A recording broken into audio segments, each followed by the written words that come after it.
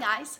So I've spent the last 2 weeks telling you to set an alarm and go home early and then not to take anything home with you. Well, that sounds really good, but then how do you actually do that? How do you get your papers graded? I got a couple comments to that effect, and so I wanted to address that because those are fair questions, right? So I think most teachers have a love-hate relationship with grades, and I know when I was a kid, I really looked to grades and to school and to teachers as a way of getting acceptance and as a way to feel valid. We grew up really poor, and my mom worked a ton, and so I kind of try to fill a void by doing well at school and getting that good job, that thumbs up, that high five, and over time, that really became a nasty relationship I had, not with learning, but just wanting to get a grade, but maybe not trying to discover content and try to better myself. But I just wanted 100. Like, who cares if I learned anything, right? And so now as an adult, I regret all those classes that I just crammed information in my head so I could pass a test, but I didn't really experience that content. I didn't really grow as a person in classes, and so I don't want that to be the experience for my students. And so I think as teachers, we need to find a happy medium where we can put grades in the computer because we're required to do so. I'm in a traditional grading environment where I need to grade things and put them into the grade book, right? We don't have a standards-based approach here. So we need to find a happy medium between that and then fostering this environment where students aren't afraid to take risks because they're worried about losing their 100% average, right? So the first thing that I do to do that is I do a lot of whiteboarding. And so the cool thing about whiteboarding is whiteboards and markers are erasable, and so they can be edited and they don't feel as permanent. And so this is an example of an assignment we did yesterday. And in environmental science, we talked about chemosynthesis, respiration, and photosynthesis. And you can see here that there's not a whole lot going on in this Venn diagram. And what the kids did for me is before I taught them anything, before they read, they filled in as much as they knew. And so these kids, as they were talking, I could hear their misconceptions. I could hear that they were uncomfortable with chemosynthesis, and I could hear that they didn't really understand the relationships between these things. They had memorized the formulas for some of them in other classes before they got to my class, but they didn't really know what was going on.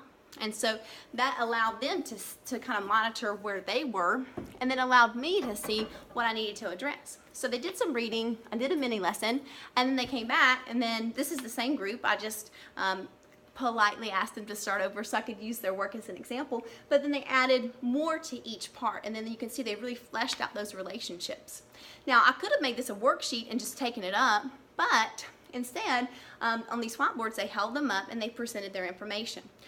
And I have classes of 30 kids, and so that would take forever to read all this. And so what I did is I just randomly selected, hey, this partner group, you guys read about photosynthesis and share it with the class. And so they stood up, they shared their ideas, and it was cool because they could see how much they grew during the class, but then their peers actually got to hear what they had to say, and it wasn't just like it was a dead piece of paper that no one ever saw. It became something that, kind of edified and helped their peers.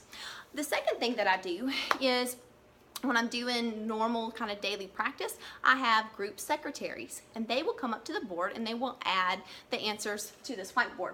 And so this is something we did in chemistry, a density activity, and they come up and they write their responses, and then the whole class can check their work. Now, you would think that kids would just sit there and copy off the board, but I'm up working and helping and watching, and so they don't do that. And plus there's a time lag. This kid had number 4, and for him to write the answer for number 4 up on the board, he had to complete number 4 first. And so that's not really what happens. It seems like it would, but it's not.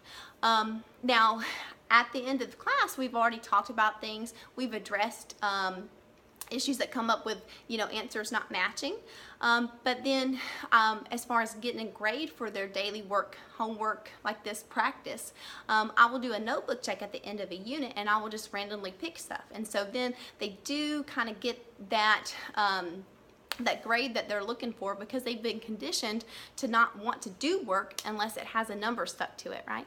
And so I can't undo 17 years they're 17-year-olds in my class. I can't undo that much conditioning, but what I can do as I can make those grades kind of low risk and after the fact, like after they've already checked their answers.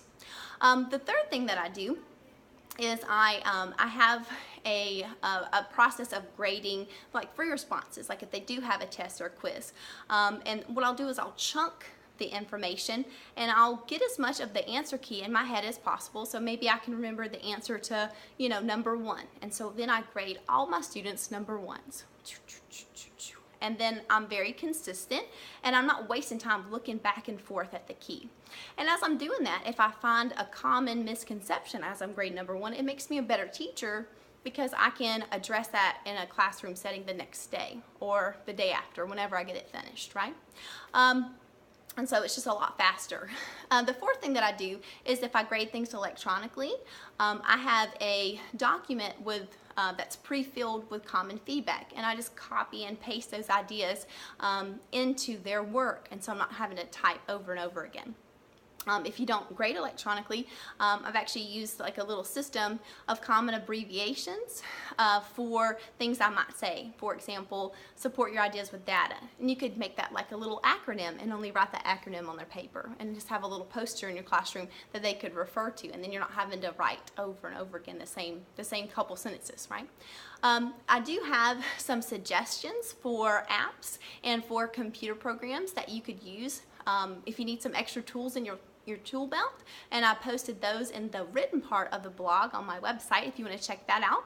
And if you have any awesome grading tips that you want to share, feel free to comment, because I want to keep growing, and I'm sure that you have things that you do that work that I could try, and so feel free to share those. So until next time, I hope you all stay safe from those grizzly bears, and good luck with that grading.